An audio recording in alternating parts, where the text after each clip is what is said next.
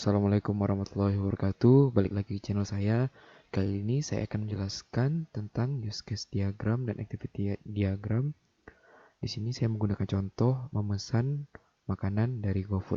Oke, selanjutnya kita masuk ke pengertian use case diagram. Apa perbedaan use case diagram dan activity diagram? Use case diagram atau pengertian use case merupakan sebuah teknik yang digunakan dalam pengembangan sebuah software atau sistem informasi untuk menangkap kebutuhan fungsional dari sistem yang bersangkutan. Use case menjelaskan interaksi yang terjadi antara aktor inisiator dari interaksi sistem itu sendiri dengan sistem yang ada. Sebuah use case dipresentasikan dengan urutan langkah yang sederhana. Jadi, use case diagram ini biasanya itu dalam bentuk yang sederhana. Selanjutnya, apa itu activity diagram? Activity diagram yaitu diagram yang menggambarkan macam-macam alir aktivitas yang akan dirancang dalam sebuah sistem, di mana masing-masing alir atau diagram memiliki awal, decision yang mungkin terjadi pada sistem, dan akhir dalam sistem tersebut. Activity diagram pada dasarnya memiliki struktur yang hampir mirip dengan flowchart atau diagram alir dengan perancangan sistem secara terstruktur. Jadi bedanya activity diagram dan use case diagram, activity diagram ini lebih terstruktur dan memiliki jelas awal dan akhirnya. Oke, di sini saya akan menjelaskan komponen use case. Komponen use case ini terdiri dari 3. Yang pertama aktor, use case, dan relasi dalam use case.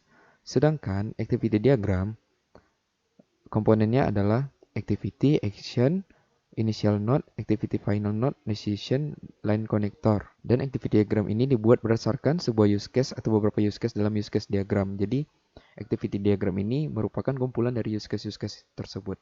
Ya, di sini untuk membuat use case diagramnya mudah saja, tinggal klik kanan, add diagram, dan klik use case diagram, maka akan muncul toolbox seperti ini.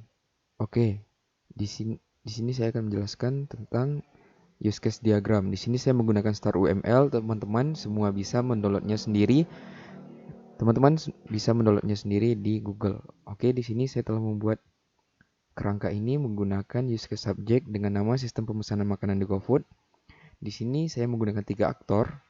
Di sini aktornya driver, mitra GoFood, dan konsumen. Di sini yang lonjong-lonjong ini merupakan use case-nya. Saya membuat use case login, pilihan pembayaran, membuat pesanan, membatalkan pesanan, menerima pesanan, memilih makanan, set lokasi tujuan, pilihan pembayaran, memesan makanan, mengantar pesanan, set lokasi toko, feedback driver, membuat makanan, dan memasukkan menu makanan. Oke, di sini saya membuat garis-garis ini maksudnya saya jelaskan dari konsumen ya. Konsumen melakukan login, lalu membuat pesanan. Di dalam membuat pesanan ini include atau termasuk pemilihan pilihan pembayaran, set lokasi tujuan, memilih makanan, dan set lokasi toko. Dan apabila konsumen telah membuat pesanan dan tidak membatalkan pesanan, maka konsumen akan menerima pesanan. Dan di sini juga terdapat feedback driver apabila driver ingin bertanya terhadap apa yang dipesan oleh konsumen.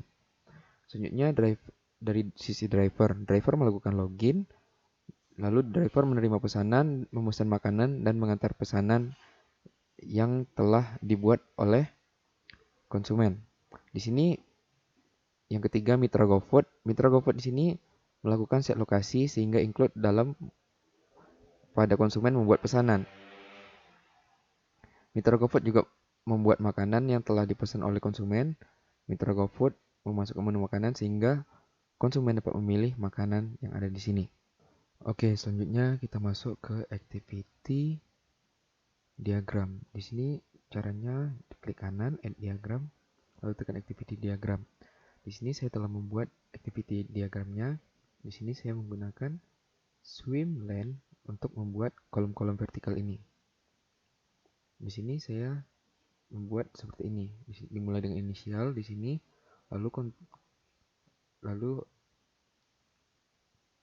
actionnya adalah ada login, membuat pesanan, menerima pesanan, memesan makanan, membuat makanan, memberikan makanan, mengantar pesanan, menerima pesanan, lalu final. Oke, di sini kita mulai dengan konsumen. Di sini ada 3 kolom, konsumen, driver, dan mitra GoFood.